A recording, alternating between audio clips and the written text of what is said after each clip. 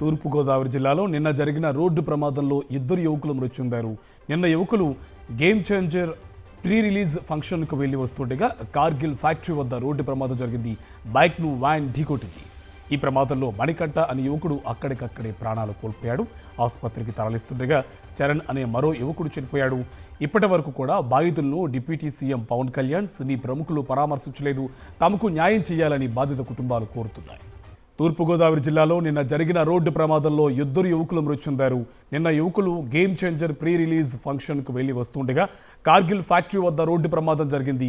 బైక్ను వ్యాన్ ఢీకొట్టింది. ఈ ప్రమాదంలో మణికంఠ అనే యువకుడు అక్కడికక్కడే ప్రాణాలు కోల్పోయాడు. ఆసుపత్రికి తరలిస్తుండగా చరణ్ అనే మరో యువకుడు చనిపోయాడు. ఇప్పటి వరకు కూడా బాధితులను డిప్యూటీ సీఎం పవన్ కళ్యాణ్, సినీ ప్రముఖులు పరామర్శించలేదు. తమకు న్యాయం చేయాలని బాధిత కుటుంబాలు కోరుతున్నాయి. ఇదే అంశకు సంబంధించి మరింత సమాచారం మా కరెస్పాండెంట్ హరీష్ మనకి ఫోన్ లైన్లో డీటెయిల్స్ అందిస్తారు. హరీష్, ప్రమాదం జరిగి ఇప్పటి వరకు కూడా సినీ ప్రముఖులు కానీ డిప్యూటీ సీఎం పవన్ కళ్యాణ్ కానీ స్పందించలేదు. పూర్తి సమాచారం ఏంటి? ఈ ఘటన నిన్న రాత్రి జరిగింది.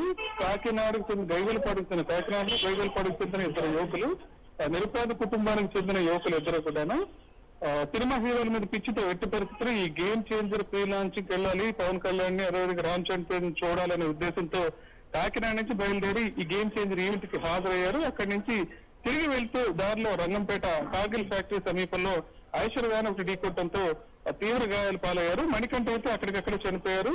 చరణ్ ని కాకినాడ ఆసుపత్రికి తరలిస్తుండగా మార్గ మధ్యలో మృతి చెందినట్టు చెప్తున్నారు.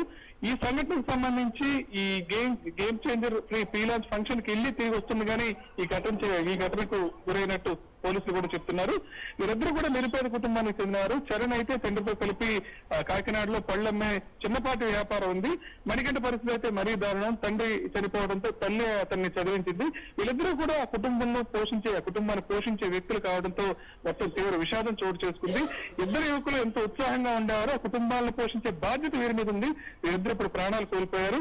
ఇంత జరిగినా సరే ఈ సంఘటనకు సంబంధించి ఈ గేమ్ చేంజర్ సంబంధించిన ఈ టీం కానీ లేదా సంబంధిత అధికారులు కానీ ఎవరు కూడా ఇంతవరకు కుటుంబాన్ని పరామర్శించలేదు. కనీసం ఏం జరిగిందో తెలుసుకునే ప్రయత్నం కూడా చేయలేదని కుటుంబ సభ్యులైతే తీవ్ర ఆవేదన వ్యక్తం చేస్తారు. కేవలం వీళ్ళ మీద ఉన్న ప్రేమతోటి ఆ ఈవెంట్ ఫంక్షన్ కి 70 కిలోమీటర్ల మేర చలిలో ఈ బైక్ మీద ప్రయాణం చేసి వాళ్ళు చూడాలనే ఉద్దేశంతో ఆ ఫంక్షన్ కి అటెండ్ తిరిగి రావటం ఈ ప్రమాదానికి గురే ప్రాణాలు కోల్పోవడం జరిగిందని కుటుంబ సభ్యులు తీవ్రంగా ఆందోళన వ్యక్తం చేస్తారు. ఇంత జరిగినా సరే సంబంధిత వ్యక్తులు కానీ ఆ యూనిట్ సభ్యులు కానీ లేదా అధికారులు కానీ కనీసం పరామర్శించకపోవటం దారుణం అంటున్నారు. Right, thank you Harish.